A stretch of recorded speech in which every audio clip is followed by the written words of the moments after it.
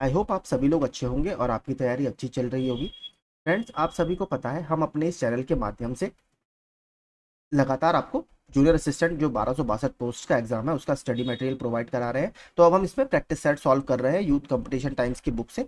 दो practice set मैं already बना चुका हूं, तो वो मेरी आप UP triple S C practice sets की प्लेलिस्ट में जाकर देख सकते हैं। आज हम तीसरा प्रैक्टिस सेट डिस्कस करेंगे।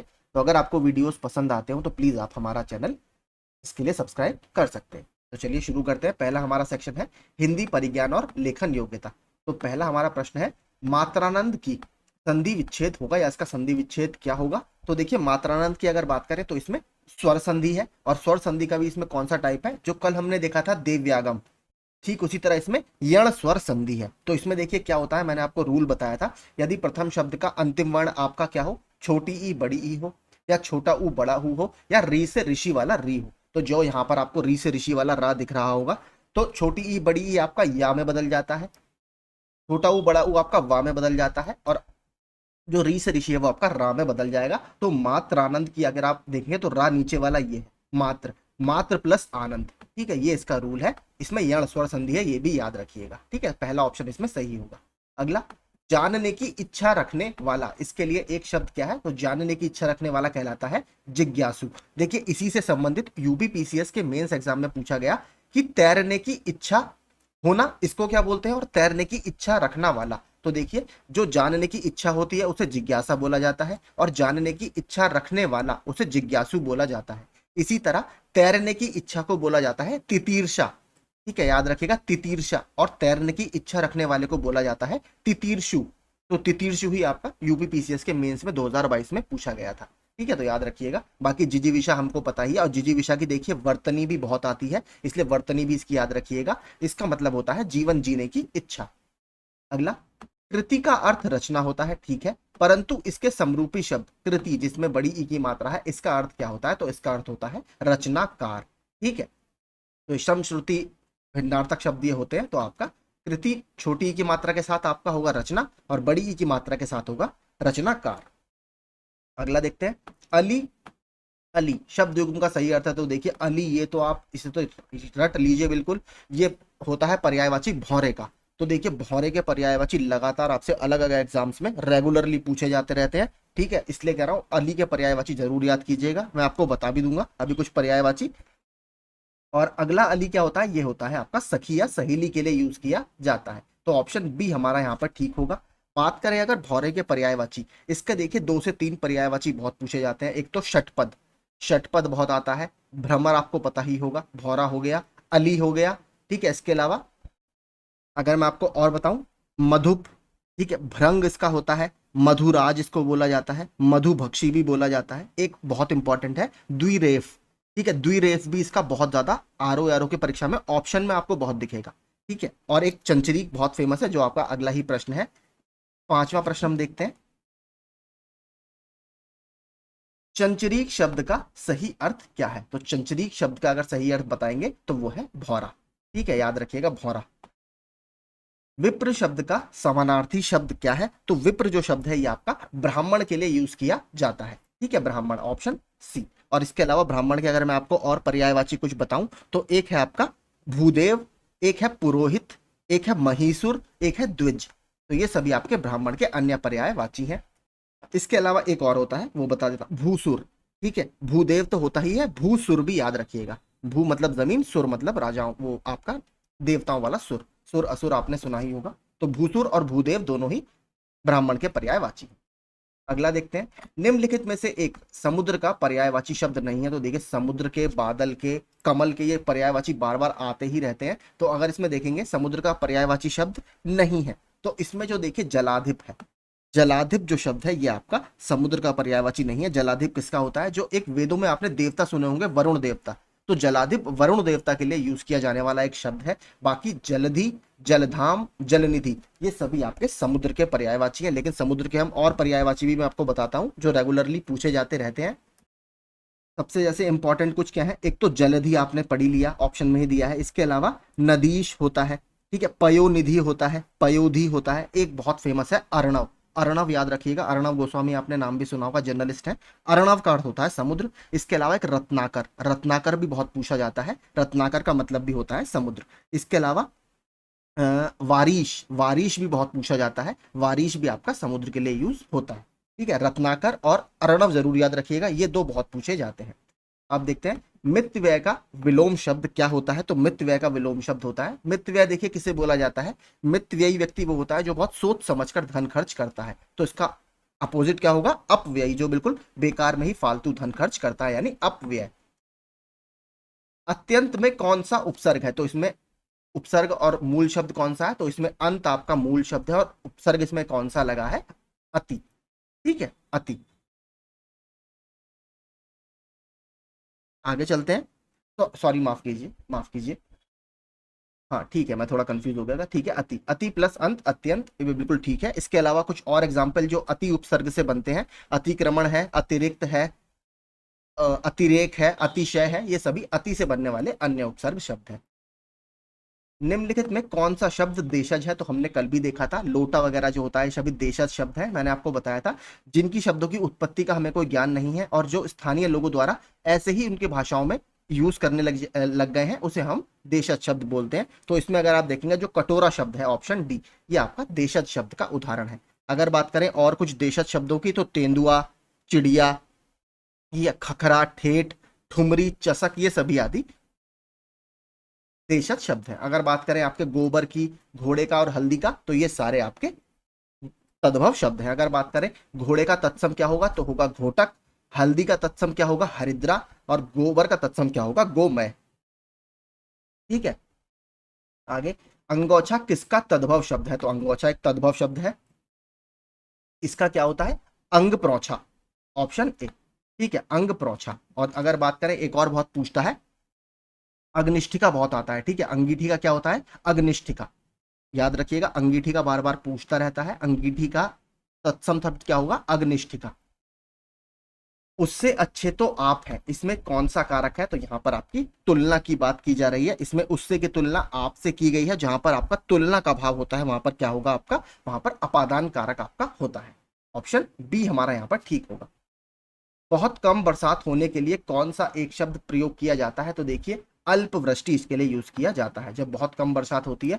अतिवृष्टि जब बहुत ज्यादा बरसात होती है। वृष्टि का मतलब सिंपल बारिश होता है, और अनावृष्टि बिल्कुल भी बारिश ना होना, इसके लिए अनावृष्टि यूज किया जाता है। अगला देखते हैं, 14वां प्रश्न, इनमें से कौन सा शब्द पुल्लिंग नहीं है, तो कौन सा शब्द पुल्लिंग नहीं है, तो देखेंगे जो बनावट शब्द है ये आपका पुल्लिंग नहीं है। आपने देखा होगा जैसे इस घर की बनावट कितनी सुंदर है, तो ये स्त्रीलिंग के सेंस में ज्यादा यूज किया जाता है। बाकी छाता, सूर्य और अमरूद ये सभी पुल्लिंग शब्द की श्रेणी में आते हैं। जब कर्ता एक क्रिया समाप्त कर उसी क्षण दूसरी क्रिया में प्रवृत्त होता है, तब पहली क्रिया क्या कहलाती है, तो पहली क्रिया बोली जाती है पूर्वकालिक क्रिया, ऑप्शन सी। ठीक है, क्रिया के मैंने आपको कर्म के आधार पर भेद भी बताए थे। हमने क्या पढ़े थे कल, सकर्मक क्रिया और अकर्मक क्रिया, तो वो वाला वीडियो आप मेरा कल वाला देख लीजिए। देखिए हिंदी की जो मैंने प्लेलिस्ट बनाई है सामान्य हिंदी, उसमें जितने प्रश्न है प्लीज आप उनको जरूर कीजिएगा, वो आपको बहुत हेल्प करेंगे एग्जाम में।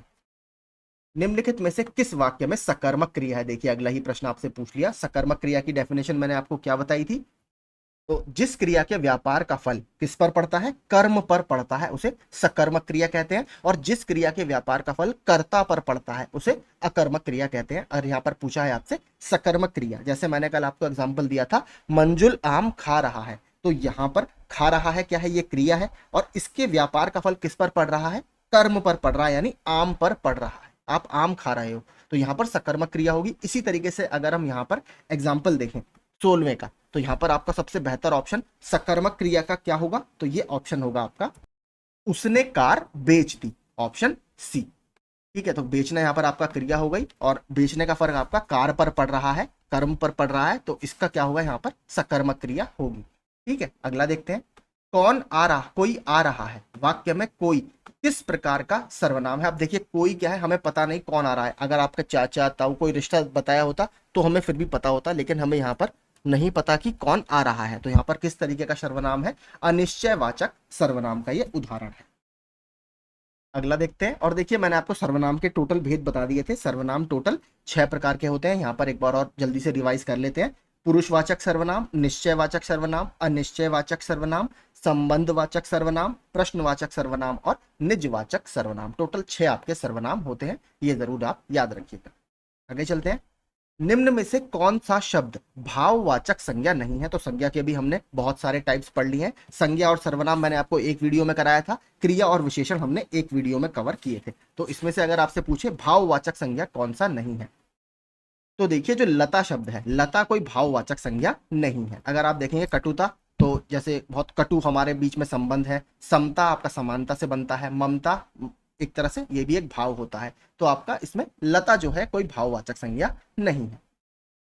एक की वर्तनी शुद्ध है, तो देखिए राज्य महल नहीं होता, राजमहल होता है। कोमलांगिनी, इसको भी रट के जाइएगा, ठीक है, ये यूपी पीसीएस में भी आ चुका है, आरओ यारो में भी आ चुका है। कोमलांगिनी कोई शब्द नहीं होता, कोमलांगी शब्द होता है, याद रखिएगा, कोमलांगी।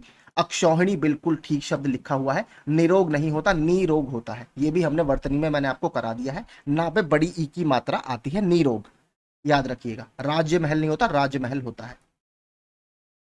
तो अगला तो सिंपल प्रश्न है, स्वरों की संख्या कितनी होती है? तो स्वरों की संख्या आपकी 11 होती है। ये तो सिंपल ही प्रश्न है। अगला देखते हैं, मैला आंचल किस विधा की रचना है? तो अगर बात करें मैला आंचल की, तो ये एक उपन्यास है, ऑप्शन सी। और किसके द्वारा लिखित उपन्यास है? फणीश्वर नाथ रेणु जी के द्वारा लिखा हुआ उपन्यास है। अगर फणीश्वर नाथ रेणु जी की अन्य रचनाओं की बात करें तो परती परिकथा, दीर्घ तपा, जुलूस, कितने चौराहे और इनकी आदि अन्य किताबें हैं।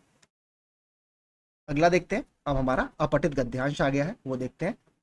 ईर्ष्या का काम जलाना है, मगर सबसे पहले वह उसी को जलाती है जिसके हृदय में उसका जन्म होता है। आप भी ऐसे बहुत से लोगों को जानते होंगे जो ईर्ष्या और द्वेष की साकार मूर्ति हैं, जो बराबर इस फिक्र में लगे रहते हैं कि कहाँ सुनने वाले मिले, कि हम अपने दिल का गुबार निकालने का मौका मिले। श्रोता मिलते ही उनको उनका ग्रामोफोन बजने लगता है और वे बड़ी ही होशियारी के साथ एक एक कांड इस ढंग से सुनाते हैं मानो विश्व कल्याण को छोड़कर उनका कोई और ध्येय ही नहीं हो। मगर जरा उनके अपने इतिहास को भी देखिए और समझने की कोशिश कीजिए कि जब से उन्होंने इस सुकर्म का आरंभ किया है, तब से वे अपने क्षेत्र में आगे बढ़ रहे हैं या पीछे हट रहे हैं। यह भी कि अगर वे निंदा करने में समय और शक्ति का अपव्यय नहीं करते तो आज उनका स्थान कहां पर होता। तो ये एक निंदा से संबंधित और ईर्ष्या वगैरह से संबंधित ये एक गद्यांश है। आप देखते हैं, ईर्ष्या का काम क्या है? तो अगर आप सिंपल डेफिनेशन पहला थोड़ा सा पढ़ेंगे, पहले ही आपको उसमें क्या लिखा था लान में, ईर्ष्या का काम क्या है? जलाना है। तो आपका ऑप्शन यहाँ पर क्या होगा? 22वें का ऑप्शन सी सबसे पहले सही होगा, क्योंकि इसमें लिखा भी है वह सबसे पहले उसी को जलाती है जिसके हृदय में वो जन्म लेती है। अगला देखते हैं, गद्यांश में प्रयुक्त ध्येय का क्या अर्थ है? तो यहां पर अगर आप देखेंगे, ध्येय का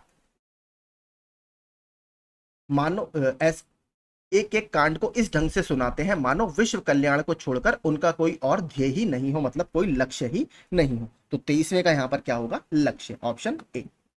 गद्यांश में ईर्ष्यालु व्यक्तियों की क्या की गई है? अगर आप देखेंगे तो ईर्ष्यालु व्यक्तियों की इसमें खिल्ली उड़ाई गई है, ठीक है, खिल्ली इसमें उड़ाई गई है।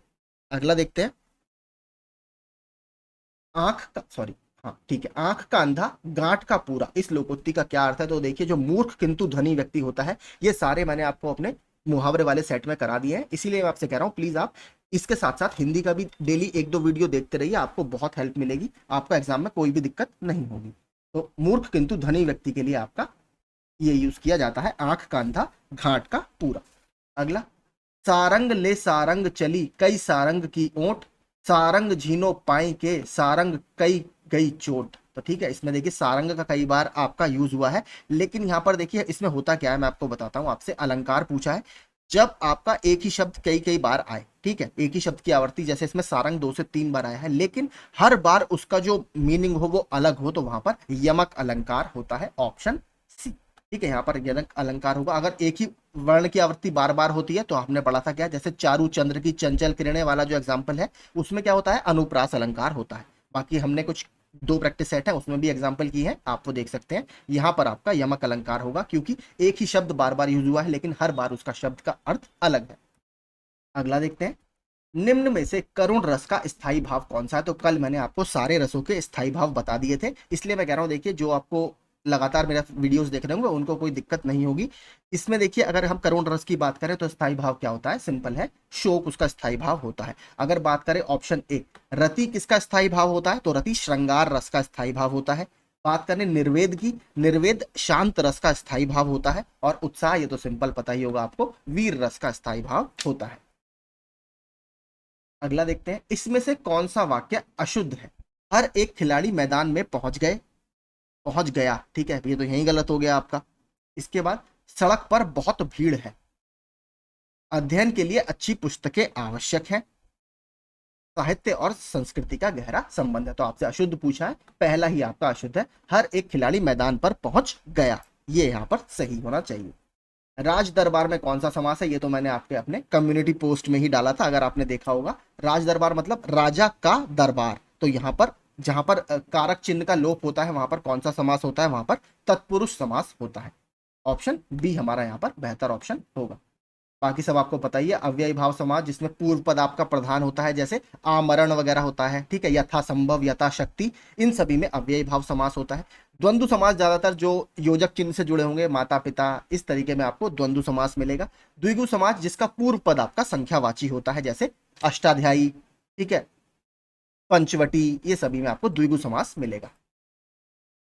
जिसका कोई शत्रु पैदा ही नहीं हुआ उसे क्या कहते हैं, उसे अजात शत्रु कहते हैं। इसमें एक शब्द और बहुत इंपॉर्टेंट है, पहला आजानुबाहु। आजानुबाहु उसके लिए बोला जाता है जिसके हाथ बहुत लंबे होते हैं, या एक जो प्रॉपर इसके लिए शब्द है वो है जिसकी बाहें घुटनों तक पहुंचती हों, उसके लिए एक शब्द है आजानुबाहु, ठीक है, याद रखिएगा, ये इंपॉर्टेंट है। सामान्य बुद्धि परीक्षण के प्रश्न आप देख लीजिए, यहाँ से स्क्रीनशॉट लेकर रख लीजिए, मैं आपको नीचे इसके आंसर दे दूंगा, ये आप खुद सॉल्व कर सकते हैं, ठीक है। हम 46 प्रश्न पे चलेंगे सीधे, जो हमारा जीके या सामान्य जानकारी का प्रश्न है। ये आप स्क्रीनशॉट ले लीजिएगा, मैं इसके आंसर नीचे डाल दूंगा ताकि आप अपने आंसर चेक कर पाए। अब बात करते हैं यहाँ से सामान्य जानकारी, 46वां प्रश्न, अथर्ववेद इतने खंडों का संग्रह है। तो सिंपल प्रश्न है भी, अथर्ववेद में टोटल आपके 20 खंड हैं। टोटल हमारे 4 वेद हैं, आप सभी को पता ही होगा, ऋग्वेद, सामवेद, अथर्ववेद और यजुर्वेद। तो ठीक है, बात करें सबसे पुराना वेद कौन सा है, सबसे पुराना हमारा ऋग्वेद है, और ऋग्वेद आपका पूर्व वैदिक एज से संबंधित है। उपनिषद जो हमारे हैं वो सबसे लास्ट में लिखे गए हैं, लगभग 6ठी शताब्दी ईसा पूर्व के आसपास, ठीक है। तो अथर्ववेद में आपके 20 खंड हैं टोटल, लगभग इसमें 731 सूत्र हैं और आपका 600 ऋचाएं हैं। बात करें जो आयुर्वेद है हमारा, आयुर्वेद अथर्ववेद का ही एक उपवेद माना जाता है, ये भी याद रखिएगा। और आयुर्वेद आपको पता है मेडिसिन वगैरह से या चिकित्सा से थोड़ा सा संबंधित है, तो वो अथर्ववेद का ही भाग माना जाता है। बात करें, देखिए वेद का प्रश्न है तो ऋग्वेद से हमारे प्रश्न बहुत बनते हैं, इसलिए ऋग्वेद से संबंधित कुछ इंपॉर्टेंट फैक्ट्स मैं आपको बता देता हूं। तो सबसे पहले देखिए जो नाम है आपका ऋग, तो ऋग जो शब्द है वो संस्कृत से निकला हुआ एक रूट है या मूल है, उसका अर्थ होता है प्रेज करना या प्रशंसा करना। तो इसमें आपको पता है देवी देवताओं को मंत्र लिखे गए हैं, उनके लिए मंत्रोच्चारण किया जाता है, यानी उनकी प्रशंसा इसमें की जाती है ताकि वो लोग हमारे मंत्रोच्चारण से खुश हों और हमारे ऊपर वो अपनी कृपा बरसाएं। मतलब उस समय की एज की मैं आपके लिए बात कर रहा हूं। अब बात करें इसमें, ऋग्वेद में टोटल आपके 10 भाग हैं जिन्हें 10 मंडल बोला जाता है। इसमें देखिए ऐसा नहीं है जो पहला मंडल है सबसे पुराना है, जो दूसरे से लेकर 7वां मंडल है वो सबसे पुराना माना जाता है, और ये माना जाता है कि ये अलग अलग ऋषियों से संबंधित है, ठीक है। इसके अलावा अगर बात करें सबसे नए मंडल कौन से हैं, तो सबसे नए मंडल है इसमें पहला और 10वां। अब बात करते हैं गायत्री मंत्र कौन से मंडल में आता है, ये प्रश्न आपसे पूछा जाता है। तो गायत्री मंत्र तीसरे मंडल का भाग है, और किसने इसको लिखा है, तो ये ऋषि विश्वामित्र द्वारा लिखा गया है गायत्री मंत्र, और ये सन गॉड सावित्री जी को समर्पित है। बात करें सोम, आपने देखा होगा सोम रस वगैरह, या सोम भगवान जो है जिसको वनस्पति का राजा या लॉर्ड ऑफ प्लांट्स बोला जाता है, उसका जिक्र कौन से मंडल में है, उनका जिक्र 9वें मंडल में है। और एक सबसे ज्यादा जो रिपीटेड प्रश्न इससे बनता है वो है पुरुष सूक्त, जहां पर हमें सबसे पहले वर्ण सिस्टम का, जो हमारा 4 वर्ण है ब्राह्मण, वैश्य, क्षत्रिय और शूद्र, इसका सबसे पहले जिक्र हमें कहाँ मिलता है, तो पुरुष सूक्त में हमें सबसे पहले इसका जिक्र मिलता है, जो 10वें मंडल का भाग है, ठीक है। फिर बता रहा हूं, सोम वाला 9वां मंडल में है, और जो पुरुष सूक्त है जिसमें वर्ण सिस्टम का हमें जानकारी मिलती है वो 10वें मंडल का भाग है, इसको जरूर याद रखिएगा। इसी तरह देखिए एक बार और पूछ लिया था, जैसे भारत में ऋग्वेद है, हिंदुस्तान में ऋग्वेद है, उसी तरह इसका इससे मिलता जुलता एक ईरान का ग्रंथ है, उसका क्या नाम है, उसका नाम है अवेस्टा, ठीक है, अवेस्टा, AVESTA, अवेस्टा ग्रंथ, ठीक है, वो ईरानियन भाषा में लिखा गया है। तो यही आपके सारे इससे संबंधित फैक्ट्स हैं। एक और पूछता है सामवेद से प्रश्न, क्या पूछता है आपका, सामवेद से ये पूछता है कि भारतीय जो म्यूजिक है, भारतीय जो संगीत है, उसका ओरिजिन कौन से वेद से माना जाता है, तो उसका ओरिजिन सामवेद से माना जाता है, कि भारतीय म्यूजिक का ओरिजिन सामवेद से है, याद रखिएगा। ऋग्वेद में देखिए एक चीज और पूछता है कि सबसे ज्यादा जो मंत्र है वो किसको समर्पित है, तो सबसे ज्यादा मंत्र जो है वो इंद्र भगवान को समर्पित है, लगभग 250। उसके बाद अग्नि का नंबर आता है, अग्नि जी को लगभग 200 मंत्र उसमें समर्पित है। तो ये आपका पूरा ऋग्वेद का एक पूरा इतिहास मैंने आपको बता दिया। अष्ट महास्थान का तात्पर्य बुद्ध जीवन के जुड़े 8 महत्वपूर्ण स्थानों में से है, निम्न में से कौन सा स्थान उनमें से एक नहीं है, तो देखिए रायगढ़ उसमें से कोई स्थान एक नहीं है। लुम्बिनी आपको पता ही है, यहाँ पर गौतम बुद्ध का जन्म माना जाता है। अशोक जी भी यहाँ पर गए थे और अशोक ने इसके पास ही रुमिनदेई में एक पिलर का उत्कीर्ण भी, एक पिलर अशोक ने यहाँ पर करवाया था, जहां पर उन्होंने टैक्स को थोड़ा सा कम करने की बात की थी। सारनाथ आप सभी को पता ही है, फेमस ही है, क्यों, क्योंकि सारनाथ में ही भगवान बुद्ध ने ज्ञान प्राप्ति के बाद अपना पहला उपदेश दिया था 5 अपने शिष्य को। बोध गया क्यों फेमस है, क्योंकि बोध गया में ज्ञान की प्राप्ति हुई थी पीपल के पेड़ के नीचे और निरंजना नदी के किनारे। ठीक है, तो बाकी 3 तो आपके ये हो गए, लेकिन देखिए टोटल 8 प्लेस की बात की गई है। मैं आपको सबके नाम बता देता हूँ। लुम्बिनी है, गया है, सारनाथ, कुशीनगर, श्रावस्ती, संकिसा, राजगृह और वैशाली, ये सारे आपके 8 प्लेस हैं जिसको अष्ट महास्थान के नाम से जाना जाता है। रायगढ़ इसमें से एक नहीं है। कुशीनगर की बात हमने कल भी की थी। कुशीनगर में भगवान बुद्ध को महापरिनिर्वाण प्राप्त हुआ था, यानी वहां पर उनकी मृत्यु हो गई थी। वो मल्ल महाजनपद में स्थित था और कुशीनगर में ही वहां पर उनकी बॉडी के अवशेष भी रखे हुए हैं। कौन से स्तूप के अंदर, रामभर स्तूप के अंदर। ठीक है, आगे चलते हैं। लगभग 50 वर्ष शासन करने के पश्चात इसकी मृत्यु 1605 में हुई और उसे आगरा के बाहर सिकंदरा में दफनाया गया। तो सिकंदरा से ही आप बता सकते हैं किसकी बात हो रही है, अकबर की बात हो रही है। अकबर ने 1556 से 1605 तक शासन किया है। और इसके अलावा बनाई गई कुछ और इमारतों में से फतेहपुर सीकरी वगैरह में जो आगरा फोर्ट है वो इन्होंने बनवाया था। इसके अलावा बुलंद दरवाजा जो इन्होंने अपनी गुजरात की फतेह को याद करने के लिए बनवाया था, उसकी याद में, तो ये भी बुलंद दरवाजा फतेहपुर सीकरी में ही स्थित है। आगे चलते हैं।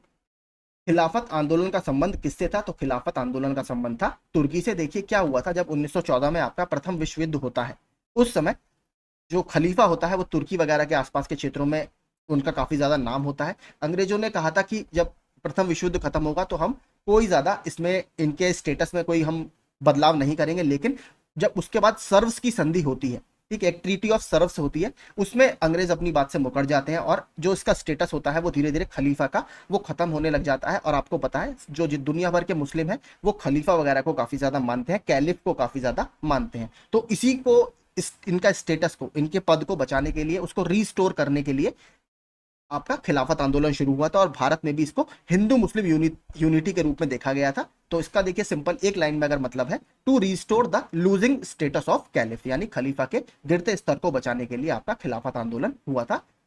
भारत में भी हुआ था, वैसे मेन जो उसका एरिया था वो तुर्की था।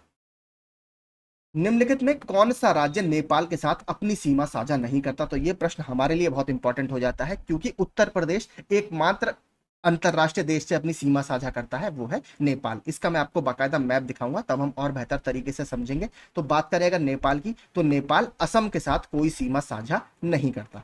ठीक है, पहली बात। अब हम देखेंगे नेपाल किस किस के साथ अपनी सीमा साझा करता है, तो इसका पूरा मैप में देखते हैं, आपको ज्यादा बेहतर समझ में आएगा। ठीक है, अब हम देखेंगे यहाँ पर, ये है हमारा नेपाल।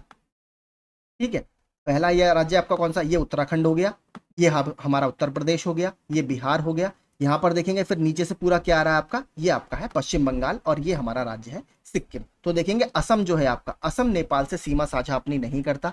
बात करें अगर उत्तर प्रदेश की, ये प्रश्न भी पूछा जा चुका है, उत्तर प्रदेश के कौन कौन से जिले नेपाल के साथ अपनी सीमा साझा करते हैं, तो पहला फैक्ट मैं आपको बताता हूं, उत्तर प्रदेश नेपाल के साथ लगभग 579 किलोमीटर की सीमा साझा करता है। अगर बात करें राज्य कौन कौन से हैं, तो टोटल 7 जिले, माफ कीजिए राज्य बोल दिया मैंने, टोटल 7 जिले उत्तर प्रदेश के नेपाल से सीमा साझा करते हैं। मैं आपको वो भी पूरा मैप दिखा देता हूं। ठीक है, तो अगर आप यहाँ पर मैप देखेंगे, ये आपका नेपाल है। तो यहां से हम शुरू करते हैं, आप इसको इसी ऑर्डर में याद कीजिएगा, पश्चिम से पूर्व की तरफ। तो पहला है आपका पीलीभीत, फिर है आपका लखीमपुर खीरी, फिर आता है बहराइच, फिर आता है श्रावस्ती, फिर आता है बलरामपुर, फिर आता है ये नीचे आप देखेंगे सिद्धार्थनगर, और लास्ट हमारा आता है महाराजगंज। तो टोटल 1 2 3 4 5 6 7, टोटल 7 जिले नेपाल के साथ सीमा साझा करते हैं। लगभग 579 किलोमीटर की सीमा हम नेपाल से लगाते हैं। तो फिर से बता रहा हूँ, पश्चिम से पूर्व की तरफ पीलीभीत, लखीमपुर खीरी, बहराइच, श्रावस्ती, बलरामपुर, सिद्धार्थनगर और महाराजगंज। ठीक है, तो आई होप आपको ये इस तरीके से मैप लगाना ज्यादा बेहतर समझ में आ रहा होगा। कमेंट जरूर कीजिएगा अगर आपको ये अच्छा लगा हो। आगे चलते हैं। अगला, पर्यटक स्थल अरकू घाटी दक्षिण भारत के निम्नलिखित में से किस शहर के निकट स्थित है? तो जब मैंने कल आपको कॉफी के बारे में बताया था तो मैंने अरकू वैली के बारे में बताया था। आंध्र प्रदेश के विशाखापट्टनम के पास ये स्थित है। ठीक है, विशाखापट्टनम। और इसे देखिए आंध्र प्रदेश का ऊटी भी बोला जाता है क्योंकि ये बहुत फेमस वहां का हिल स्टेशन भी है। यहाँ पर उगाए जाने वाली अरेबिका कॉफी को, कॉफी की दो किस्में होती हैं, अरेबिका और रोबस्टा। अरेबिका कॉफी को जीआई टैग दिया जा चुका है आंध्र प्रदेश का, तो इसको याद रखिएगा। आंध्र प्रदेश अभी थोड़ा सा एक वजह से और चर्चा में था, बता देता हूं क्यों, करंट अफेयर्स का लिंक कर बता रहा हूं। अभी अमित शाह जी ने आंध्र प्रदेश में भगवान राम की लगभग 108 फीट ऊंची प्रतिमा का अनावरण किया है। कहां पर? मंत्रालयम गांव है आंध्र प्रदेश के कुर्नूल जिले में। ठीक है, फिर बता देता हूं, अमित शाह ने अभी भगवान श्री राम की 108 फीट ऊंची प्रतिमा का अनावरण किया है। कहां पर? आंध्र प्रदेश के कुर्नूल जिले के मंत्रालयम गांव में, याद रखिएगा। आगे चलते हैं। और कोच्चि, कोच्चि क्यों चर्चा में था? अभी कोच्चि में भारत और अमेरिका के बीच अभी एक नौसैनिक अभ्यास हुआ था, उसका नाम था साल्वेक्स। ठीक है, साल्वेक्स आपके केरल के कोच्चि में आयोजित किया गया है। तो यही आपके सब चर्चा में थे, मैंने बता दिया। और विशाखापट्टनम एक वजह से और अभी करंट अफेयर्स में चर्चा में था, क्यों? यहाँ पर जापान इंडिया मैरीटाइम एक्सरसाइज यानी जिमेक्स, जापान भारत नौसैनिक अभ्यास अभी विशाखापट्टनम में ही आयोजित किया गया है जुलाई में। निम्नलिखित में से कौन सी नदी कश्मीर के दक्षिण पूर्वी भाग में वेरी नाग के एक झरने से निकलती है? तो जहां आपने वेरी नाग पढ़ा, ऑप्शन सीधे क्या है? झेलम। तो क्योंकि झेलम नदी आपकी वेरी नाग से ही निकलती है। बात करें अगर श्रीनगर जो है, तो श्रीनगर आपका झेलम नदी के किनारे ही बसा हुआ है, याद रखिएगा। श्रीनगर अभी चर्चा में क्यों था? श्रीनगर अभी चर्चा में इसलिए था क्योंकि यहाँ पर अमित शाह ने बलिदान स्तंभ की आधारशिला रखी है, एक कारण से ये। और अमेजॉन इंडिया, अमेजॉन भारत में अपना पहला तैरता हुआ स्टोर डल झील में बनाएगा, इस वजह से थोड़ा सा श्रीनगर फेमस है, अभी चर्चा में था। इसके अलावा अगर बात करें झेलम नदी के बारे में, तो कुछ और अगर फैक्ट देखें तो हाँ, ये किसकी सहायक नदी है? तो ये चिनाब नदी की सहायक नदी है। एक फैक्ट इसमें ये भी याद रखिएगा, वेरीनाग से निकलती है। आगे चलते हैं। काली मिट्टी और किस नाम से जानी जाती है? तो इसे काली कपासी मिट्टी भी बोला जाता है और इसे रेगुर मिट्टी बोला जाता है महाराष्ट्र में, रेगुर मिट्टी। ठीक है, क्योंकि ये कपास के उत्पादन के लिए बहुत फेमस है, इसलिए इसको काली कपासी मिट्टी के नाम से जाना जाता है। कुछ इसकी और उसकी बात करें विशेषताओं की, तो ये बसाल्टिक लावा से बनी हुई है, और जो दक्कन का पठार है, हमारा दक्षिण का पठार है, वहां पर ये बहुत ज्यादा मिलती है। इसके अलावा देखिए, बात करें इसमें हमें किसकी अधिकता और किसकी कमी मिलती है, तो इसमें देखिए आपको आयरन, एल्यूमिनियम, मैग्नीशियम और लाइम, ये आपको बहुत ज्यादा मिलेगा। इसमें कमी किसकी होती है? नाइट्रोजन की, फास्फोरस की और ऑर्गेनिक मैटर की या जीवांश की इसमें कमी होती है, तो ये याद रखिएगा। अगला, बायोपा किस प्रदेश की जनजातियों की एक पारंपरिक पगड़ी या हेड गियर है? तो अरुणाचल प्रदेश के लोग इसे काफी पहनते हैं, ऑप्शन बी।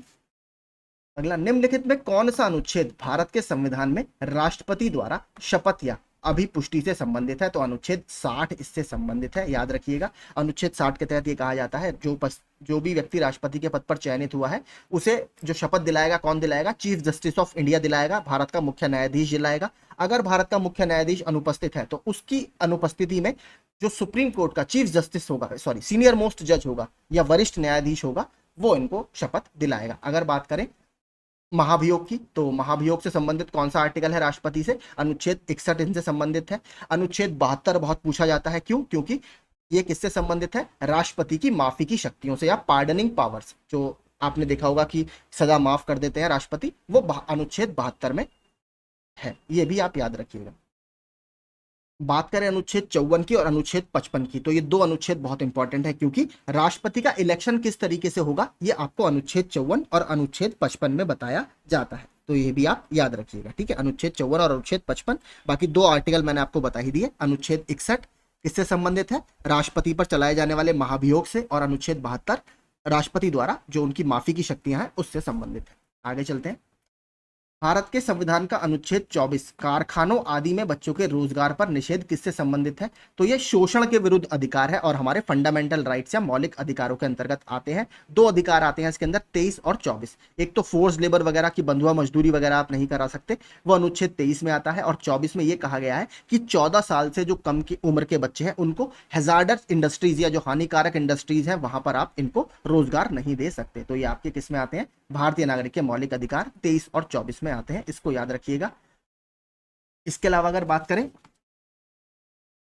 फंडामेंटल राइट्स कौन कौन से आर्टिकल से कहां तक है, तो फंडामेंटल राइट्स अनुच्छेद 12 से अनुच्छेद 35 तक है। कौन सा और बहुत पूछा जाता है? अनुच्छेद 32 बहुत पूछा जाता है। क्या है वो? राइट टू कॉन्स्टिट्यूशनल रेमेडीज यानी संवैधानिक उपचारों का अधिकार। इसके अलावा फंडामेंटल राइट से एक क्वेश्चन और पूछा जाता है कि क्या संपत्ति का अधिकार फंडामेंटल राइट से मौलिक अधिकार है? तो जी, शुरू में जब संविधान बना था तो संपत्ति का अधिकार मौलिक अधिकार था, लेकिन बाद में सन 1978 में 44वें संविधान संशोधन से संपत्ति के अधिकार को मौलिक अधिकारों की श्रेणी से हटा दिया गया है और अब ये अनुच्छेद 300 का या 301 के तहत एक लीगल राइट है या वैधानिक अधिकार है। बात करें ऑप्शन डी, राज्य के नीति निर्देशक सिद्धांत, इससे भी प्रश्न बहुत बनते हैं। ये अनुच्छेद 36 से अनुच्छेद 51 तक है। इसको हमने कहां से लिया है? तो इसको हमने आयरलैंड के संविधान से लिया है। बात करें इसमें कौन सा बहुत इंपॉर्टेंट है जो लगातार अभी चर्चा में भी है, अनुच्छेद 44, वो किससे संबंधित है? यूसीसी यानी यूनिफॉर्म सिविल कोड, समान नागरिक संहिता। भारत का एकमात्र राज्य कौन सा है जहां पर समान नागरिक संहिता लागू है? वो है गोवा। वर्तमान में कौन सा स्टेट संभावित है जो शायद समान नागरिक संहिता को लागू कर दे? तो वो है उत्तराखंड, क्योंकि उत्तराखंड ने जस्टिस रंजना प्रकाश देसाई जी की समिति में की अध्यक्षता में एक समिति बनाई है जो इस पर स्टडी कर रही है बहुत डिटेल्ड वे में। तो हो सकता है उत्तराखंड यूसीसी या यूनिफॉर्म सिविल कोड लागू करने वाला देश का दूसरा राज्य बन जाए भविष्य में। ठीक है, तो यही इससे संबंधित फैक्ट्स हैं। इसके अलावा एक और बहुत पूछा जाता है, ऑर्गेनाइजेशन ऑफ विलेज पंचायत। तो विलेज पंचायत या ग्राम पंचायतों का गठन कौन सी नीति निर्देशक सिद्धांत में है? तो यह है अनुच्छेद 40 में, जो कि गांधीवाद सिद्धांतों के अंतर्गत आता है। आगे चलते हैं। भारतीय संविधान का कौन सा भाग आपात अनुबंध के बारे में बताता है? तो आपात के बारे में बताता है हमें पार्ट 18। ठीक है, भाग 18 इमरजेंसी प्रोविजन से संबंधित है। ठीक है, 3 तरह के मैंने आपको इमरजेंसी प्रोविजन बता दिए थे। अनुच्छेद 352 में राष्ट्रीय आपातकाल की बात की जाती है। अनुच्छेद 356 में स्टेट इमरजेंसी या फिर राष्ट्रपति शासन की बात की जाती है। अगर राज्य में संवैधानिक तंत्र की विफलता हो जाती है उस केस में गवर्नर एक रिपोर्ट प्रेसिडेंट को भेजता है, उसके बाद वहां पर प्रेसिडेंट रूल लागू हो जाता है। बात करते हैं 360 की, तो 360 में वित्तीय आपातकाल की बात की गई है। अभी तक भारत के इतिहास में वित्तीय आपातकाल एक बार भी नहीं लगा है, तो अनुच्छेद 18 में यह बात की जाती है। बाकी जो ऑप्शन दिए हुए हैं, भाग 12 पहला ऑप्शन जो है, भाग 12 में आपके फाइनेंस, प्रॉपर्टी, कॉन्ट्रैक्ट्स वगैरह की बात की जाती है। भाग करें भाग 9 में, तो भाग 9 तो बहुत ही सिंपल है। भाग 9 किससे जोड़ा गया है? 73वें संविधान संशोधन से सन 1992 में जोड़ा गया है, ग्राम पंचायतों से संबंधित है। इसके द्वारा 11वीं अनुसूची संविधान में जोड़ी गई है जिसमें 29 सब्जेक्ट हैं। ये भी याद रखिएगा, पूछा जा चुका है कि कितने भाग हैं 11वीं अनुसूची में, कितने सब्जेक्ट्स हैं, कितने विषय हैं? 29 विषय हैं। इसके अलावा बात करें जो म्यूनिसिपैलिटीज है वो कौन से भाग में है? वो भाग 9 का में है या भाग 9 ए में है। और उसके द्वारा कौन सी अनुसूची जोड़ी गई है? उसके द्वारा 12वीं अनुसूची जोड़ी गई है। उसमें टोटल कितने विषय हैं? उसमें टोटल 18 विषय हैं। भारत का पहला राज्य कौन सा था जहां पर पंचायत बनी थी आपकी? वो बनी थी राजस्थान के नागौर में। म्यूनिसिपैलिटी सबसे पहले भारत में कहाँ बनी है? मद्रास में। आगे चलते हैं। इसके अलावा अगर हाँ भाग 15वें की बात करें तो भाग 15वें में किसकी बात की जाती है? इसमें बात की जाती है इलेक्शन की। तो इलेक्शन से संबंधित 3 आर्टिकल आप जरूर याद कीजिए मेरे मानने से। अनुच्छेद 324 जिसमें इलेक्शन कमीशन की बात की जाती है, अनुच्छेद 325 और अनुच्छेद 326 बता देता हूं दोनों को। तो अनुच्छेद 325 क्या कहता है आपका? वो ये कहता है कि किसी भी व्यक्ति को उसके जाति, लिंग, धर्म के आधार पर इलेक्टोरल रोल में या जो आपकी चुनाव की सूची होती है उसमें शामिल होने से मना नहीं किया जाएगा।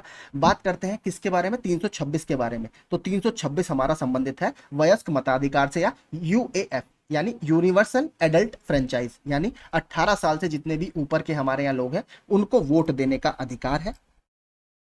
ठीक है, पहले देखिए ये 21 साल तक था, लेकिन बाद में इसको 61वें संविधान संशोधन से सन 1989 में घटाकर कितना कर दिया गया? 18 साल कर दिया गया। ठीक है, तो एक फैक्ट आपको यहां से और क्या पता लगा? कौन से संशोधन के द्वारा जो वोट देने की उम्र थी उसको घटाकर 21 से 18 साल कर दिया गया? तो 61वां संविधान संशोधन सन 1988 में। ठीक है, तो आगे चलते हैं। मूल्य ह्रास किसके मूल्य की हानि है? तो मूल्य ह्रास आपका वैल्यू डेप्रिसिएशन यहाँ पर पूछ रहा है, तो मशीनरी वगैरह से संबंधित ये हानि है। मान लीजिए आपने किसी मशीन को 5,000 रुपए में खरीदा, लेकिन जब आपकी वो काम करती रहती है उसमें वियर एंड टीयर होता है, वो खराब भी होती है, तो उसको मूल्य ह्रास बोला जाता है कि उसकी वैल्यू जो है वो डिप्रिशिएट हो रही है समय के साथ साथ, क्योंकि उसके मेंटेनेंस में भी पैसा खर्च होता है। रोल इन शब्द किस में प्रयोग होता है? तो रोल इन शब्द आपका हॉकी से संबंधित है, ठीक है, हॉकी, ऑप्शन बी। इसके अलावा हॉकी से संबंधित कुछ और क्या है? हॉकी में स्कूप मारा जाता है, अंडरटेकिंग है, बुली है, हाफ वॉली है, पुश है, इन है, पुल बैक, ये सभी आपके हॉकी से संबंधित कुछ टर्म्स हैं। यूनान की राजधानी क्या है? तो सिंपल है, यूनान की राजधानी है एथेंस। ब्यूनोस आयर्स कहाँ की राजधानी है? ये अर्जेंटीना की राजधानी है। स्टॉकहोम कहाँ की राजधानी है? ये स्वीडन की राजधानी है। और बर्न तो फेमस है, ये स्विट्जरलैंड की राजधानी बर्न। आगे चलते हैं। हाल ही में सरस्वती सम्मान 2022 से किसे सम्मानित किया गया है? तो अगर बात करें 2022 के सरस्वती सम्मान की, तो एक तमिल लेखिका है शिवा शंकरी जी, ठीक है, इनको इनकी एक आत्मकथा है, ऑटोबायोग्राफी है, सूर्यवंशम, उसके लिए 2022 का सरस्वती सम्मान पुरस्कार दिया गया है। हाल ही में जारी विश्व खुशहाली रिपोर्ट 2023 के अनुसार भारत की रैंक कितनी है? तो सबसे पहले तो बात करते हैं कौन इसको जारी करता है। यूनाइटेड नेशंस का सस्टेनेबल डेवलपमेंट सॉल्यूशन नेटवर्क इसको जारी करता है, SDSN। और इसमें भारत की इस बार रैंक कितनी है? तो भारत की रैंक है 126। बात करें दुनिया का सबसे खुशहाल देश कौन सा है जिसकी रैंक 1 है? वो है फिनलैंड। फिनलैंड की राजधानी क्या है? हेलसिंकी है। बात करें अगर सबसे खराब इसमें रैंक किसकी है या सबसे दुखी देश कौन सा है, तो वो है अफगानिस्तान। इसको याद रखिएगा। इसके अलावा देखिए कुछ फैक्ट्स मैं आपको बता देता हूँ। आपका जो यूनाइटेड नेशंस का हैप्पीनेस डे वो कब मनाया जाता है? अंतरराष्ट्रीय हैप्पीनेस डे वो 20 मार्च को मनाया जाता है, और ज्यादातर 20 मार्च को ही इस इंडेक्स को हर साल जारी किया जाता है 2016 से। ठीक है, आगे चलते हैं। हाल ही में किस देश ने भारत के साथ अपने संबंधों के 75 वर्ष पूरा होने के उपलक्ष्य में संयुक्त डाक टिकट जारी किया? तो ये जारी किया है आपके लग्जमबर्ग ने। ठीक है, लग्जमबर्ग एक लैंडलॉक्ड कंट्री है, यानी चारों तरफ से ये अलग अलग देशों से घिरा हुआ है। मैं आपको दिखा भी देता हूँ, यूरोप में स्थित है। तो अगर आप यहाँ पर मैप देखेंगे तो ये है, देखिए आपका ये है लग्जमबर्ग। ठीक है, यहाँ पर इसके एक तरफ देखिए जर्मनी है, एक तरफ बेल्जियम है, ये छोटा सा बस देश आपको दिख रहा होगा, ये आपका लग्जमबर्ग है। इधर फ्रांस है। तो तीन तरफ से आपका ये अलग अलग देशों से घिरा हुआ है, फ्रांस, जर्मनी और बेल्जियम से। तो ये एक लैंड लॉक्ड देश है, यानी चारों तरफ से अलग अलग देशों से ये घिरा हुआ है। आगे चलते हैं। पशुओं के स्वास्थ्य की देखभाल से संबंधित संजीवनी परियोजना की शुरुआत किस राज्य ने की है? तो इसकी शुरुआत हिमाचल प्रदेश द्वारा की गई है। ये मुख्य रूप से देखिए टेलीमेडिसिन से संबंधित है। टेलीमेडिसिन मतलब आप फोन वगैरह पर जानकारी प्राप्त कर सकते हैं कि मेरे जानवर की थोड़ी तबीयत खराब है, उससे आपको वो घर पे आकर दवाइयां वगैरह या फैसिलिटीज जो भी मेडिकल ट्रीटमेंट है वो आपके घर पर आकर आपको देंगे। अप्रैल 2023 में वाराणसी की तुलसी घाट बहाली परियोजना की शुरुआत कहां से की गई? तो तुलसी घाट बहाली परियोजना की शुरुआत की गई, एस जयशंकर जो हमारे विदेश मंत्री हैं वो युगांडा गए थे, और युगांडा की जो राजधानी है कंपाला, वहां से इन्होंने इसका अनावरण किया था, युगांडा की राजधानी कंपाला से। अब देखते हैं कंप्यूटर।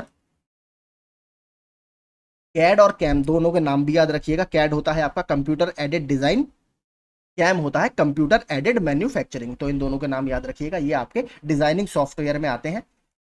इसमें किस डिवाइस का उपयोग कंप्यूटर एडेड डिजाइन जैसे एप्लीकेशनों के लिए किया जाता है? तो प्लॉटर इसमें यूज होता है। प्लॉटर आपका ओ होगा यहाँ पर, प्लॉटर। इसमें देखिए बड़े बड़े जो डिजाइन वगैरह होते हैं उसको आपका प्रिंट वगैरह किया जाता है, प्लॉट किया जाता है। प्रिंटर की तरह ही आप एक डिवाइस से मान सकते हैं। राष्ट्रीय सुरक्षा के हवाई यातायात और रेडार को नियंत्रित करने के लिए किस प्रकार के कंप्यूटर का प्रयोग किया जाता है? तो इसमें हाइब्रिड कंप्यूटर्स का प्रयोग किया जाता है, जिसमें आपके डिजिटल और एनालॉग दोनों तरीके के कंप्यूटर्स के फीचर्स होते हैं। बुद्धिमान एजेंट डैश के माध्यम से महसूस करते हैं और डैश के माध्यम से कार्यवाही करते हैं। तो बुद्धिमान यानी आपके जो आर्टिफिशियली इंटेलिजेंट कंप्यूटर होते हैं वो किसके हेल्प से आपका ज्यादातर सारा काम करते हैं? तो वो सेंसर्स के माध्यम से चीज़ों को महसूस करते हैं। मान लीजिए आप, अगर मैं बताऊं, जैसे ऑटोमेटिक आपके व्हीकल होते हैं, तो ऑटोमेटिक व्हीकल में क्या होता है, मान लीजिए कोई स्पीड ब्रेकर आया, तो स्पीड ब्रेकर सेंस कर लेगा सेंसर के माध्यम से कि यहाँ पर स्पीड ब्रेकर आया है, तो गाड़ी को मुझे हल्का करना है। और जो गाड़ी को हल्का करने का प्रोसेस करेगा या जो इस प्रोसेस को एक्चुएट करेगा वो करेगा एक्चुएटर। तो आपका क्या हो गया, सेंसर्स और एक्चुएटर इसका सही आंसर हो गया। स्पीड ब्रेकर वाला सबसे सिंपल इसका एग्जाम्पल है। Which is the correct full form of Lisp? देखिए एसएससी का रिपीटेड प्रश्न है। LIS क्या होता है आपका? लिस्ट, और P का मतलब क्या होता है? प्रोसेसिंग। तो लिस्ट प्रोसेसिंग, इसका मैंने आपको बताया भी था, इसका आर्टिफिशियल इंटेलिजेंस में बहुत यूज होता है। और किसने इसका विकास किया था? 1959 में जॉन मैकॉर्थी ने इसको डेवलप किया है। ठीक है, जॉन मैकॉर्थी। आगे चलते हैं। मोबाइल डिवाइस का उपयोग करके स्टोरेज और फाइल शेयरिंग सेवाओं को प्रभावी सूचना प्रबंधन के लिए उपयोगी माना जा सकता है। तो किस तरीके की आपकी बात इसमें हो रही है? Flash drive, CD drive, floppy disk या क्लाउड बेस्ड? तो देखिए जो क्लाउड बेस्ड होते हैं, ठीक है, क्लाउड बेस्ड, ठीक है, आप क्लाउड पर अपना डेटा वगैरह सेव कर सकते हैं और कहीं से भी बाद में उसको एक्सेस कर सकते हैं। इसी के लिए देखिए आजकल क्लाउड कंप्यूटिंग वगैरह के प्लेटफॉर्म्स बहुत चर्चा में रहते हैं। इसके लिए बड़े बड़े सर्वर्स की आपको आवश्यकता होती है क्योंकि बहुत ज़्यादा डेटा इसमें स्टोर करना पड़ता है। Cloud computing services does not include, देखिए अगला ही प्रश्न आपसे पूछ लिया। अगर बात करें देखिए क्लाउड कंप्यूटिंग की बात, तो सॉफ्टवेयर एज अ सर्विस इसको बोला जाता है SaaS, infrastructure as a service IaaS और platform as a service PaaS। तो ये तीनों सुविधाएं आपकी क्लाउड कंप्यूटिंग के द्वारा दी जाती हैं, लेकिन allotment of a electromagnetic spectrum ये आपका क्लाउड कंप्यूटिंग का कार्य नहीं है। तो देखिए अगर आपसे पूछे SaaS, इस तरीके से इसको लिखा जाता है, तो सॉफ्टवेयर एज अ सर्विस याद रखिएगा। इंफ्रास्ट्रक्चर एज अ सर्विस को IaaS लिखा जाता है। हो सकता है आपसे इसकी फुल फॉर्म पूछ ले, तो इनको आपको याद रखना है। आगे चलते हैं। In banking terminology PIN is an acronym of, तो PIN किसके लिए संक्षिप्त रूप है? तो ये है आपका personal identification number, option D. ठीक है, इसके अलावा बैंकिंग से संबंधित 3 टर्म और हैं, तीनों बता देता हूं। एक आता है आपका IFSC कोड, आपने सुना होगा। IFSC कोड की फुल फॉर्म क्या है? Indian financial system code. बात करें RTGS की, RTGS करते हैं आप पैसा जो भेजते हैं, उसका मतलब होता है रियल टाइम ग्रॉस सेटलमेंट। बात करें NEFT की, तो national electronic fund transfer NEFT। इसके अलावा एक चेक्स वगैरह पर आपने देखा होगा, जो बैंकों के चेक होते हैं उस पर MICR कोड लिखा रहता है। ठीक है, तो उसका मतलब क्या होता है? Magnetic ink character recognition, MICR code. MICR का मतलब है मैग्नेटिक इंक कैरेक्टर रिकॉग्निशन। तो ये चारों फॉर्म आप याद रखिएगा। ई गवर्नेंस, मल्टीमीडिया और मनोरंजन के संदर्भ में IECT का क्या अर्थ है? तो इसका मतलब क्या है आपका? Information electronics and communication technology, यही होना चाहिए मेरे ख्याल से। ये है आपका information electronics and communication technology, option C हमारा यहाँ पर ठीक होगा। 74वां देखते हैं। MS वर्ड में निम्नलिखित में से किसकी कॉम्बिनेशन या समुच्चय को दबाकर पेज ब्रेक इंसर्ट किया जा सकता है? तो control plus enter, option D, control plus enter कर आप ये कर सकते हैं। अगला, निम्नलिखित में से माइक्रोसॉफ्ट वर्ड का कौन सा व्यू टेक्स्ट दिखता है जैसे यह हेडर और फुटर के बिना प्रिंटेड फॉर्मेट में दिखाई देता है? तो किस तरीके, जब हम प्रिंट वगैरह करते हैं तो किस तरीके में आपको दिखाई देगा? तो जो ड्राफ्ट व्यू होता है, ठीक है, उसमें आपको इस तरीके से ये पूरा प्रिंट लेआउट दिखाई देगा, ऑप्शन बी। 76 देखते हैं। मल्टीमीडिया सॉफ्टवेयर सामान्यता इसको सम्मिलित नहीं करते हैं? तो मल्टीमीडिया सॉफ्टवेयर सामान्यता किसको? वर्ड डॉक्यूमेंट में नहीं आता इसमें। बाकी देखिए साउंड, इमेजेस, वीडियो सीक्वेंस, ये सभी आपके मल्टीमीडिया वगैरह में काउंट होते हैं। अगला, माइक्रोसॉफ्ट एक्सेल जिसको स्प्रेडशीट सॉफ्टवेयर भी बोला जाता है और ये एक एप्लीकेशन सॉफ्टवेयर का उदाहरण है, कि कौन सी विशेषता फीचर का उपयोग परिभाषित अनुक्रम में दर्ज किए गए डेटा को स्वचालित करने के लिए किया जाता है? तो किसका उपयोग आपका किया जाएगा? तो 77 की अगर बात करें तो इसका होगा ऑटोफिल। ठीक है, ऑटोफिल। ऑटोफिल आप जब किसी वेबसाइट पर आप विजिट करते हैं, आपने देखा होगा, आप केवल अपना नाम डालते हैं तो सारी डिटेल्स आपकी वो ऑलरेडी वहां पर सेव रखता है, तो उसे भी ऑटोफिल बोला जाता है। Identify the extension of a graphics file, तो देखिए जो .jpg होता है और .jpeg, ठीक है, JPEG की फुल फॉर्म पूछी जाती रहती है, याद रखिएगा। JPEG की फुल फॉर्म क्या होती है? जॉइंट फोटोग्राफिक एक्सपर्ट्स ग्रुप, याद रखिए, जॉइंट फोटोग्राफिक्स एक्सपर्ट ग्रुप। अगला, find the odd one out, इसमें से कौन सा अलग है? तो लाइनक्स आपका ऑपरेटिंग सिस्टम है, विंडोज 98 ये भी ऑपरेटिंग सिस्टम है, विंडोज 7 भी ऑपरेटिंग सिस्टम है, लेकिन C++ आपकी एक प्रोग्रामिंग भाषा है। तो यही आपका इसमें सही उत्तर होगा। प्रोसेस्ड डेटा को किस रूप में जाना जाता है? तो प्रोसेस डेटा बोली जाती है आपकी इंफॉर्मेशन, ऑप्शन बी। तो प्रोसेस डेटा इंफॉर्मेशन के रूप में जानी जाती है। अब देखते हैं उत्तर प्रदेश स्पेशल। काशी विद्यापीठ वाराणसी की स्थापना किसने की थी? तो इसकी स्थापना बाबू शिव प्रसाद गुप्त जी द्वारा की गई थी असहयोग आंदोलन के दौरान सन 1921 में। बाद में इसका नाम बदलकर 1995 में महात्मा गांधी काशी विद्यापीठ कर दिया गया। आगे चलते हैं। 2001 की तो 2001 तो मत ही पढ़िए, 2011 ही पढ़िएगा, कोई मतलब नहीं है 2001 का। तो 2011 की जनगणना के अनुसार उत्तर प्रदेश के किस जनपद में जनसंख्या घनत्व सर्वाधिक है? तो हमने कल ये बात कर ली थी, सबसे ज्यादा वैसे है किसमें? गाजियाबाद में। लेकिन अगर हम यहाँ पर बात करें ऑप्शन में से, अगर आपको सही बताना हो तो गाजियाबाद के बाद नंबर आता है वाराणसी का। टॉप के 3 मैं आपको बता देता हूँ, गाजियाबाद, वाराणसी और लखनऊ। ठीक है, 2011 के हिसाब से याद रखिएगा। गाजियाबाद ऑप्शन में नहीं है तो सेकंड हाईएस्ट है वाराणसी। उत्तर प्रदेश में डैश हेतु शबरी संकल्प अभियान की शुरुआत की गई थी। तो जो माताएं हमारी बहनें हैं उसमें कुपोषण की जो दिक्कत है उसको दूर करने के लिए इसकी शुरुआत की गई थी। और इसकी बात करें अगर, ये इसमें देखिए होता क्या है पूरा, इसमें जो दो आपके, जहां तक मुझे 2 वर्ष के बच्चों तक, हाँ 2 वर्ष के जितने आपके बच्चे होंगे उसको अलग अलग इंस्टॉलमेंट में कुछ पैसे दिए जाते हैं ताकि उनका जो न्यूट्रिशन है वो मेंटेन रहे। प्रदेश में राज्य पोषण मिशन किससे संबंधित है? तो प्रदेश में राज्य पोषण मिशन जो है ये भी आपका कुपोषण से ही संबंधित है, ऑप्शन सी। उत्तर प्रदेश किस क्षेत्रीय परिषद का सदस्य है? देखिए इंग्लिश में इसको बोला जाता है जोनल काउंसिल। तो पहले से थोड़ा इसके बारे में बता देता हूं। हमारे संविधान जो कॉन्स्टिट्यूशन है उसमें जोनल काउंसिल का कहीं भी जिक्र नहीं था। हमारे संविधान में इंटर स्टेट काउंसिल का जिक्र है, अंतरराज्य परिषद। कौन से अनुच्छेद में? अनुच्छेद 263 में। बात करें इंटर राज्य परिषद की, उसका जो चेयरपर्सन होता है वो प्रधानमंत्री जी होते हैं। यहां पर सवाल में आपसे पूछा है जोनल काउंसिल, तो सबसे पहले जोनल काउंसिल का इतिहास बताता हूं।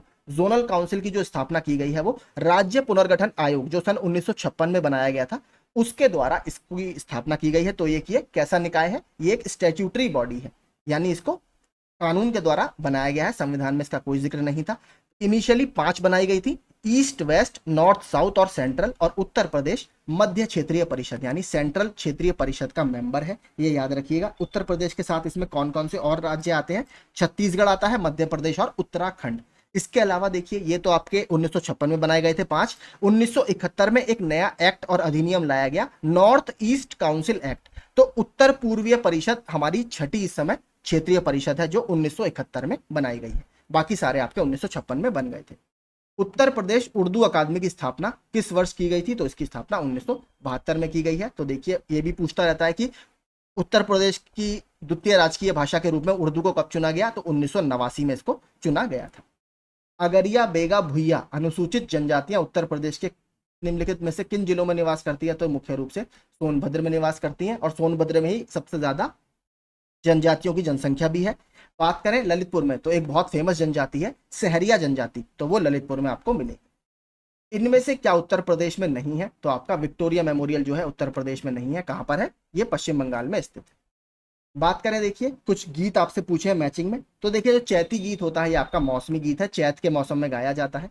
बात करें कजरी की, तो कजरी विवाह और मौसमी गीत है, वर्षा के समय गाया जाता है। बात करें रसिया की, तो रसिया आपका ब्रज गीत है, ऑप्शन दूसरा, और सोहर आपका संस्कार गीत है। तो इसमें मिला लीजिए आप, क्या आपका ऑप्शन सही होगा? पहला ऑप्शन आपका इसमें ठीक है। अगला, घोषिता राम जहां बुद्ध कुछ समय के लिए रुके थे, ये कहां पर स्थित था? तो यहाँ ये आपका कौशाम्बी में स्थित था। निम्नलिखित में से कौन सा सिंधु घाटी सभ्यता का स्थल उत्तर प्रदेश में स्थित है? तो यह है आपका हुलास, जो कि उत्तर प्रदेश के सहारनपुर में स्थित है। रोपड़ पंजाब में है। मांडा आपका पता ही होगा आपको, ये जम्मू कश्मीर में स्थित है। बनावली हरियाणा में स्थित है। जनरत नाम किसे दिया गया है? तो जनरत नाम एक लो कॉस्ट वाली एसी बस जो उत्तर प्रदेश ने स्टार्ट की है इसको नाम दिया गया है। 92 का होगा डी। अगला, उत्तर प्रदेश के किस जिले में यूरेनियम पाया जाता है? तो उत्तर प्रदेश के एकमात्र जिले में हमें यूरेनियम के ट्रेस मिलते हैं, वो है ललितपुर। ललितपुर का ही एक बहुत फेमस क्षेत्र है, क्या क्षेत्र है? मैंने आपको बताया था सोनराई क्षेत्र। सोनराई क्षेत्र किसके उत्पादन के लिए फेमस है? तांबे के उत्पादन के लिए फेमस है। आगे चलते हैं। निम्नलिखित युग्मों में से कौन सा एक सही सुमेलित नहीं है? ताला उद्योग अलीगढ़ सही है, कालीन उद्योग भदोही सही है, चिकन उद्योग लखनऊ आपका सही है, चूड़ी उद्योग आपका शाहजहांपुर में नहीं है। चूड़ियां कहाँ की फेमस है? फिरोजाबाद की। उत्तर प्रदेश ने उच्चतम औद्योगिक वृद्धि दर कौन से पंचवर्षीय योजना के दौरान आपकी गेन की थी? तो 10वीं पंचवर्षीय योजना में करीब हमने 10.5 से ज्यादा प्रतिशत की रेट से ग्रो किया था। उत्तर प्रदेश का रक्षा गलियारा कहां पर केंद्रित होगा? तो ये बुंदेलखंड वगैरह के क्षेत्र में केंद्रित होगा, जिससे उस क्षेत्र का विकास भी आपका होगा। इसके अलावा एक और डिफेंस इंडस्ट्रियल कॉरिडोर कहां पर बन रहा है? चेन्नई में डेवलप हो रहा है। ब्रांड उत्तर प्रदेश के सृजन के लिए उत्तर प्रदेश पर्यटन द्वारा किस उपागम को अपनाया गया है? तो इसके लिए कौन सी अप्रोच को अपनाया गया है? बॉटम्स अप अप्रोच या टॉप डाउन अप्रोच? तो इसके लिए आपका समग्रता उपागम को अपनाया गया है, यानी होलिस्टिक अप्रोच। कई सारी चीजों को एक साथ इसमें लाया जाएगा। उत्तर प्रदेश में सिंचाई का सबसे बड़ा स्रोत क्या है? तो यह है आपका ट्यूबवेल, ठीक है, नलकूप, ऑप्शन सी। अगला, पूर्वी उत्तर प्रदेश के लिए, तो रिपीटेड प्रश्न कई बार आपका आ चुका है, पूर्वी उत्तर प्रदेश के लिए कौन सा फसल चक्र उपयुक्त है? धान, मक्का, गेहूं, ऑप्शन ए। अगला और अंतिम प्रश्न है, निम्नलिखित में कौन सा जनपद दशहरी आम का सर्वोच्च उत्पादक है? तो यह आपका लखनऊ। लखनऊ में एक बहुत फेमस जगह है, मलिहाबाद वगैरह बहुत ज्यादा वहां पर होता है। इसके अलावा भी हाल ही में एक और आम की प्रजाति चर्चा में थी, कौन सी? बनारसी लंगड़ा आम। तो बनारसी लंगड़े आम को अभी हाल ही में क्या दिया गया है? जीआई टैग प्रदान किया गया है। तो ये भी आप याद रखिएगा, ठीक है। तो यही देखिए हमारे सारे आज के प्रैक्टिस सेट से संबंधित प्रश्न थे जो मैप मैंने लगाया। अगर आपको पसंद आया तो प्लीज चैनल को हमारे सब्सक्राइब जरूर कीजिएगा और वीडियो को लाइक जरूर कीजिएगा। एक्स्ट्रा फैक्ट्स वगैरह मैं ऐसे ही आपको आगे भी बताता रहूंगा। मेरी तरफ से आप सभी को शुभकामनाएं। Thank you so much.